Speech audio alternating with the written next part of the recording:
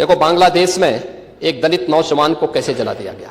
आप लोग गाजा पट्टी में होने वाले किसी भी उस पर आंसू बहाते हैं, लेकिन आपकी जबान से एक शब्द नहीं निकल रहा है, क्योंकि एक दलित नौजवान मारा गया बांग्लादेश में, और उस नौजवान के मरने पर आपकी जबान सिल चुकी है, क्योंकि आप उसको केवल वोट बैंक के रूप में इस्तेमाल करते हैं। ये राजनीति नहीं है पांडे जी, ये राजनीति नहीं है, ये वो सच्चाई है जो आपकी तुष्टीकरण की नीति है, जिसके कारण बांग्लादेश बना है। अगर बांग्लादेश पाकिस्तान नहीं बना होता, इस तरीके से हिंदू नहीं जलाया होता, और जलाता तो फिर उसकी क्या दुर्गति होती या वह भी जानता। ये सुरक्षा की गारंटी वहां मारे जा रहे हैं हिंदू, आप लोग नहीं बोलेंगे। एक कैंडल मार्च निकाल के चलते हैं गांजा के मुद्दे को लेकर के, लेकिन पाकिस्तान और बांग्लादेश में हिंदू मारा जाता है तो आपके मुंह बंद हो जाते हैं, क्योंकि मरने वाला हिंदू है, दलित है, आप बोलेंगे नहीं। और यही सच्चाई है। निंदा प्रस्ताव पारित होना चाहिए, और यह प्रस्ताव नेता विरोधी दल की तरफ से आना चाहिए।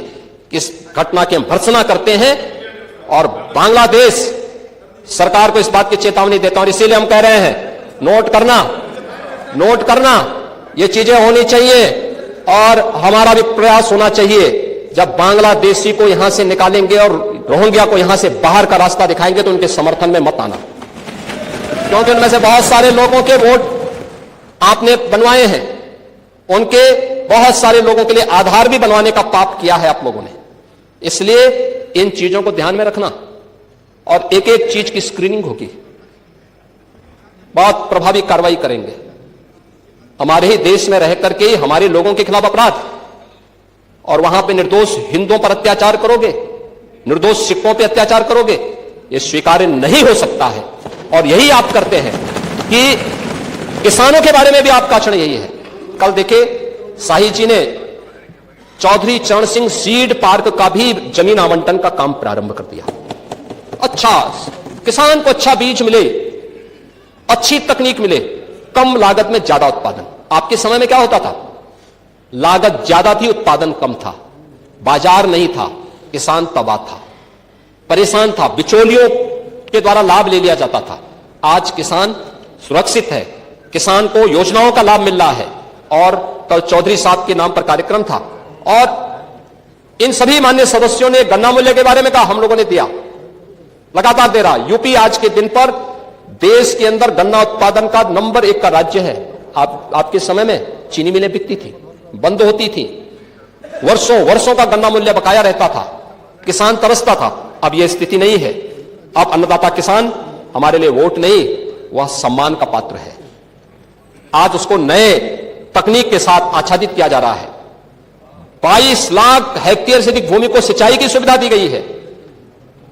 आप स्वीकार करें ना करें, लेकिन उस सच्चाई को जमीन पर देखेंगे तो ये चीजें आपको देखने को मिलेगी। और परिणाम क्या है?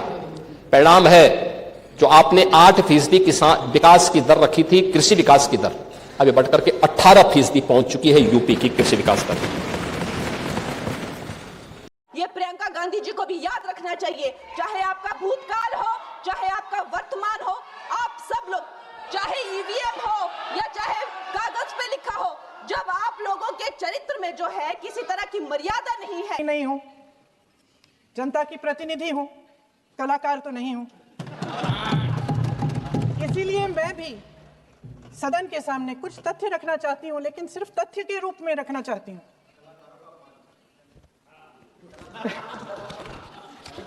मैं उदाहरण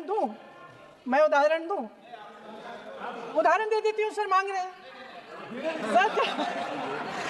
सर वंदे मातरम के बारे में, वंदे मातरम की जो सालगिरह पे आपने एक बड़ा कार्यक्रम आयोजित किया था, उसमें प्रधानमंत्री जी ने भाषण दिया।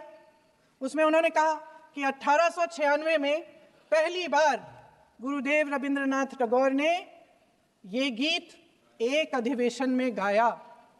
उन्होंने ये नहीं बताया कि कौन सा अधिवेशन था। महासभा, हिंदू महासभा का अधिवेशन था, आरएसएस का अधिवेशन था। किस बात से कतरा रहे थे कि ये कांग्रेस का अधिवेशन था। और उदाहरण दूं कि मैं अपना भाषण जारी रखूं। और जहां तक जवाहरलाल नेहरू जी की बात है,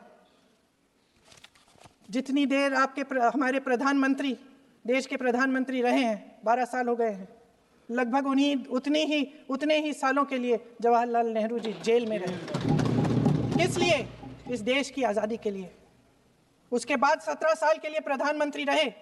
आप बड़ी आलोचना करते हैं इनकी, लेकिन अगर इन्होंने इसरो नहीं बनाया होता तो आज आपका मंगलयान नहीं होता।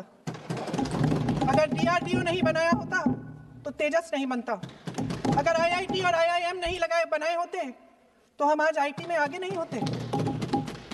अगर एम्स नहीं बनाया होता तो हम कोरोना की जब बड़ी चुनौती का सामना कैसे करते?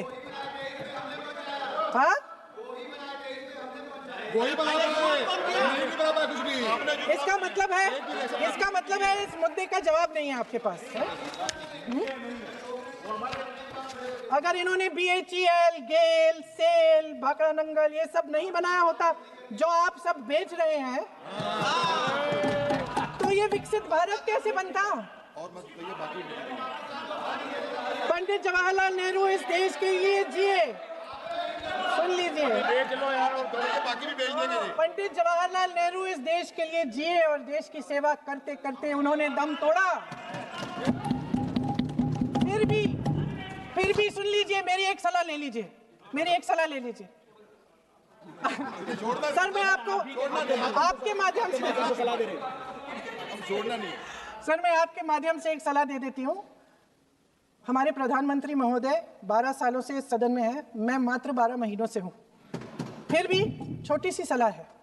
उन्होंने अभी हाल ही में चुनाव था, कुछ महीनों पहले उन्होंने एक सूची निकाली थी कि विपक्षी दलों ने और विपक्ष के नेताओं ने कितने अपमान किए हैं इनके, और उसमें शायद 90-99 ऐसे उन्होंने अपमानों की सूची बनाई थी। तो मैं उनको एक छोटी सलाह देना चाहती हूँ कि नेहरू जी से जितनी भी शिकायतें हैं, जितनी भी गलतियाँ उन्होंने की आपके जहन में, जितनी भी गालियाँ देनी है, जितना भी अपमान करना है, उसकी भी एक सूची बना दीजिए। नहीं, बात खत्म नहीं है। 999 अपमान, 9,999 अपमान, सूची बना दीजिए और फिर हम एक समय निर्धारित करते हैं। जैसे हमने 10 घंटे आज वंदे मातरम पर हमने बहस किया है ना, उस तरह से हम अध्यक्ष महोदय जी से पूछेंगे, एक समय निर्धारित करेंगे, 10 घंटे, 20 घंटे, 40 घंटे, जितने घंटों में आपकी ये शिकायत पूरी हो जाए, सदस्य आप शांत हो जाए और हम बहस कर लेंगे।